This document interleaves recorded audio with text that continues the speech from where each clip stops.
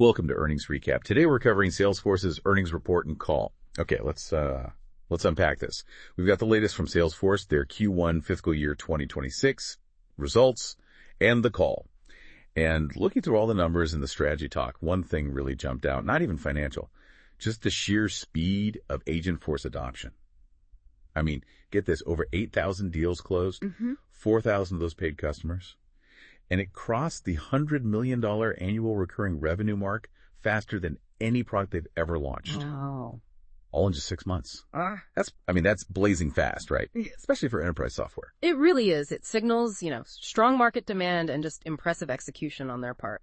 So our goal here in this deep dive, we're taking the sources, the earnings report, the call transcript, and we're going to try and cut through the jargon, give you the plain English summary, distill it down to what's most important so you can quickly get what matters from their performance and outlook, especially with all the context around AI, data, and that big acquisition news. Exactly. Your shortcut to understanding Salesforce's quarter without wading through everything yourself. We'll highlight the key insights and what they mean. So where do we start? Q1 financials. Yeah, let's start with the top line, the headline numbers. Salesforce reported Q1 revenue of $9.83 billion. Okay. That's up 8% compared to last year. And what's notable is it was 8% growth, both nominally so, actual dollars, and in constant currency. So stripping out the FX swings, the underlying growth was still 8%. That's pretty solid. Exactly. Suggests real business strength there. And their main engine, subscription and support revenue. That came in at $9.3 billion. Also up 8% year over year, but actually 9% in constant currency. Why the difference there?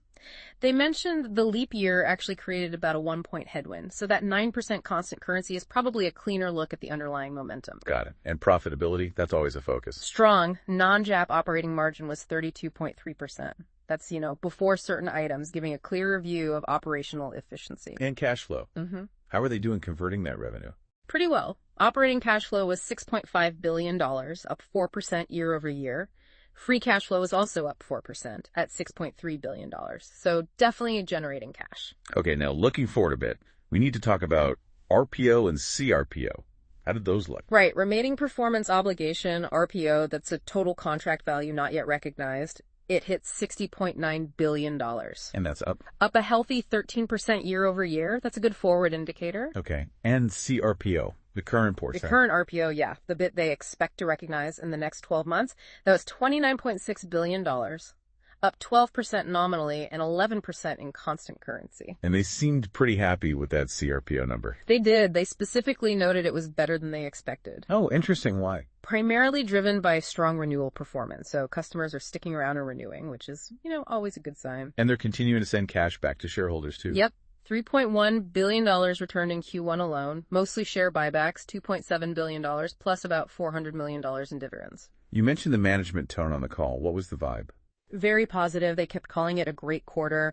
Emphasized that, not many enterprise software companies are posting these kinds of results right now.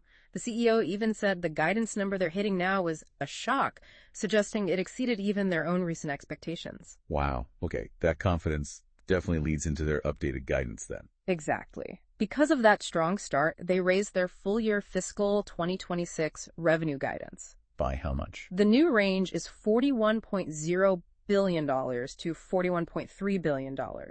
That's 8% to 9% growth year over year, around 8% in constant currency. Importantly, that's a $400 million increase on the high end compared to what they said just last quarter. Okay, but didn't they say foreign exchange helped that boost? It did play a role, yeah.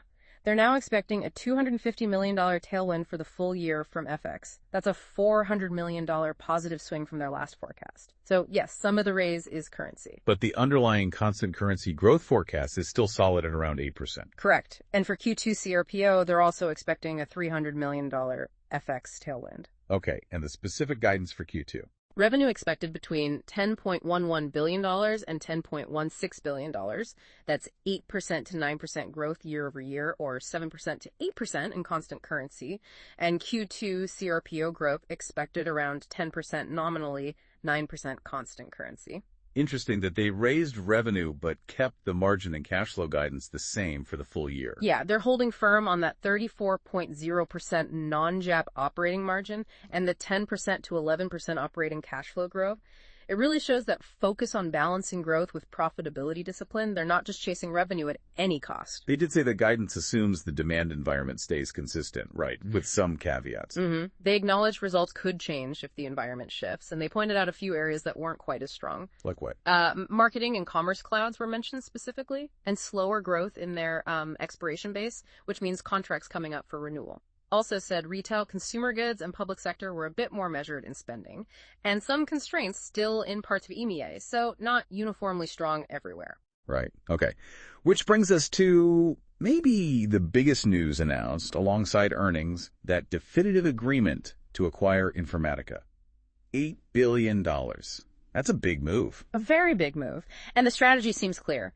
Unite Salesforce, the #1 AI CRM, with Informatica, who they call a leader in AI master data management and ETL. That quote from the CEO really stood out for me. Every AI transformation is a data transformation. Exactly. That's the core rationale. They see Informatica as critical because its tools help companies unify, harmonize, and actually activate all that messy enterprise data. And you absolutely need clean, organized, accessible data for these AI agents to function properly. Garbage in, garbage out, right? Right. So Informatica helps clean up the garbage in part. Essentially, yeah.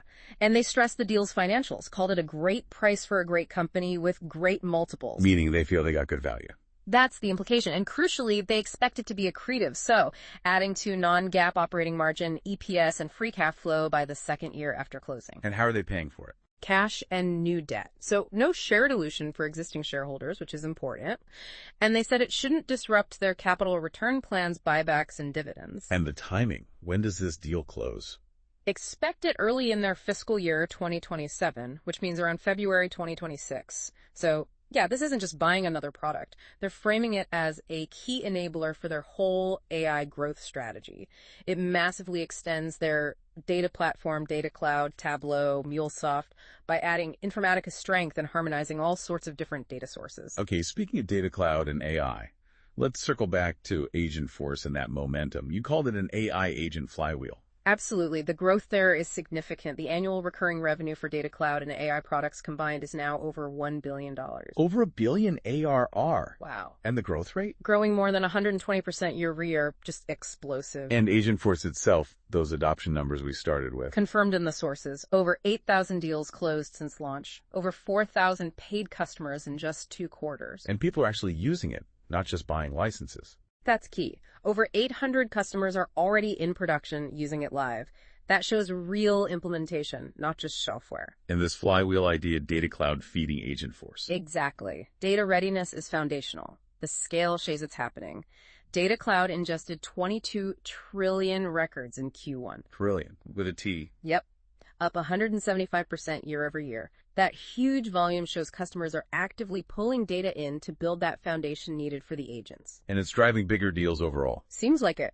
Nearly 60% of their top 100 deals in Q1 included data cloud and AI. And over half of those big deals involved 6 or more Salesforce clouds. Sales and Service Cloud were in nearly 80% of them. So it's reinforcing that integrated platform sale.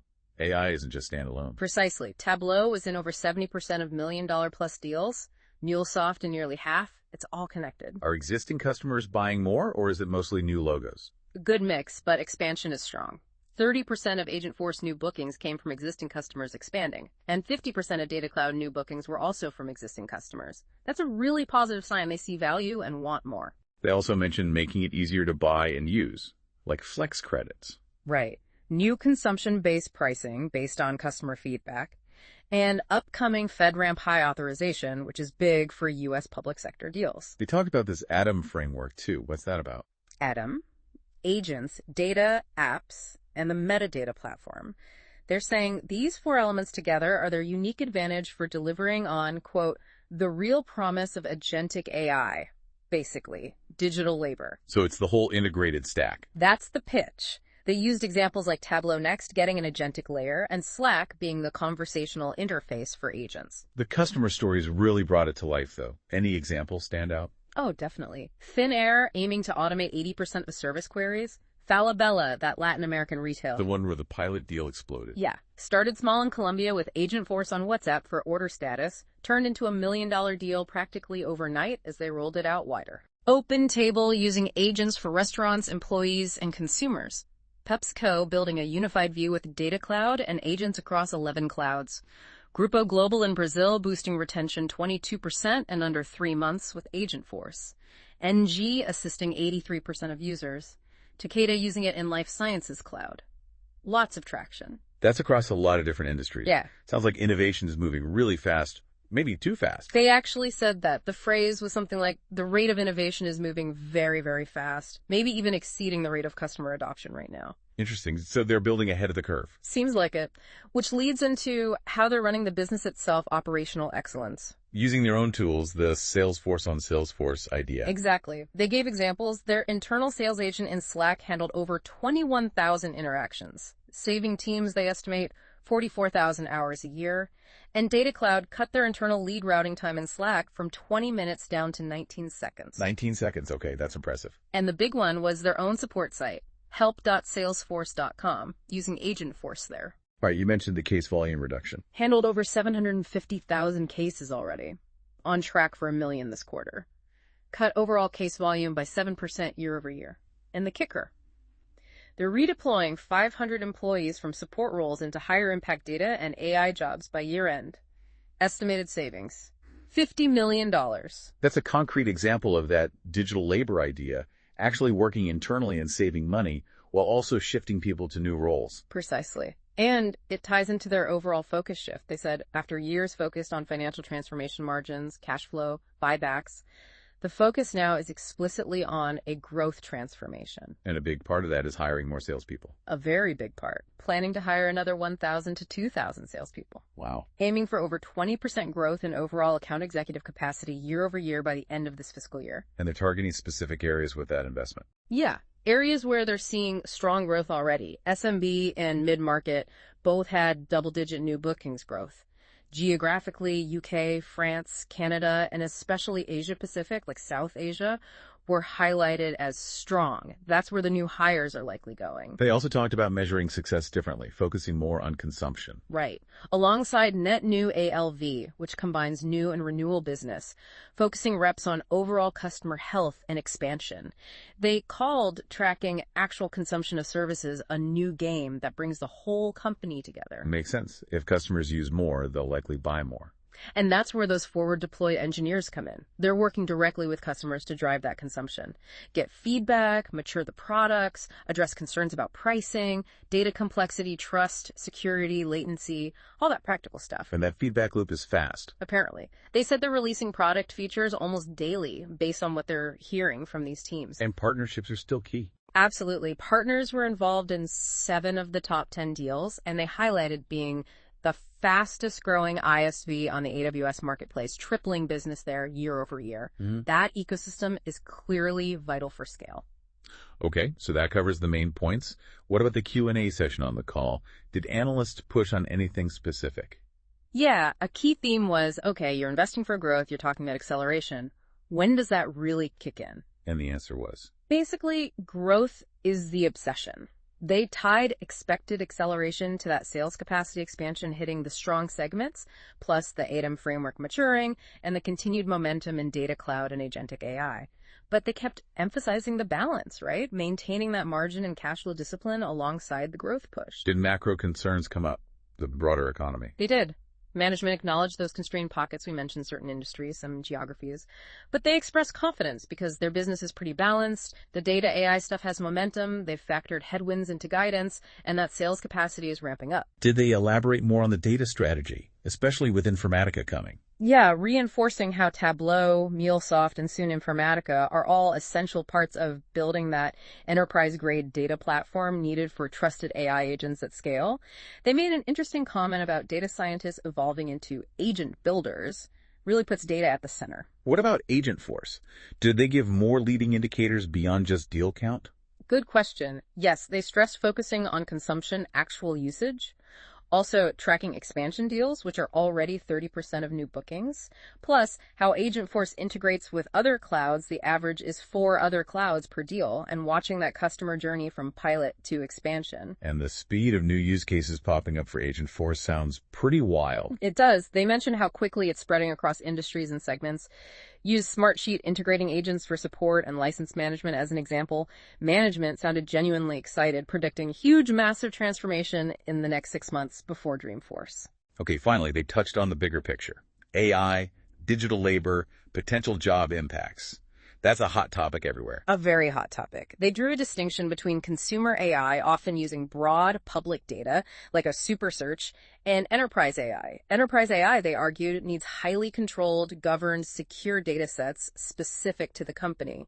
Generic LLMs alone aren't enough due to data access, security, and governance issues. So their integrated approach to ADOM, the data platform, is positioned as necessary for trusted enterprise AI. Exactly. You need that foundation. Yeah, And they use their own help.salesforce.com example again. the 7% case reduction. Right, proof of digital labor's impact. But crucially, they emphasized employees were being redeployed to new data AI roles, not just cut, framing it as opportunity shifting. Because a more nuanced take than just AI takes all the jobs. Definitely. They pointed out current AI limitations, inaccuracies, hallucinations, and the reality that innovation is still outpacing broad adoption. Humans are still needed in the loop for many things.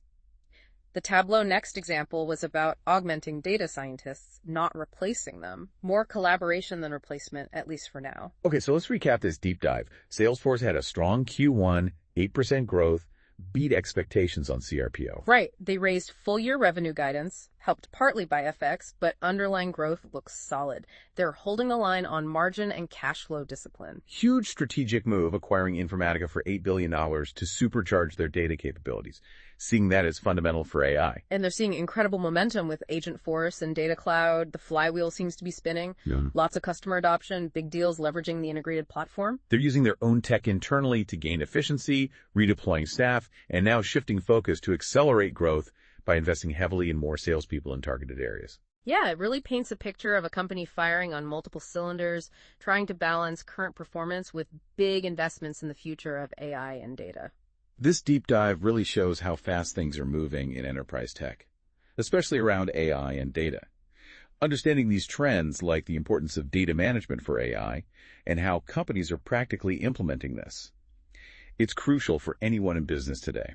Absolutely, and it leaves you with something to think about, doesn't it? As these AI agents get more integrated into work, the question isn't just what they can automate. It's really how do we ensure they're trustworthy?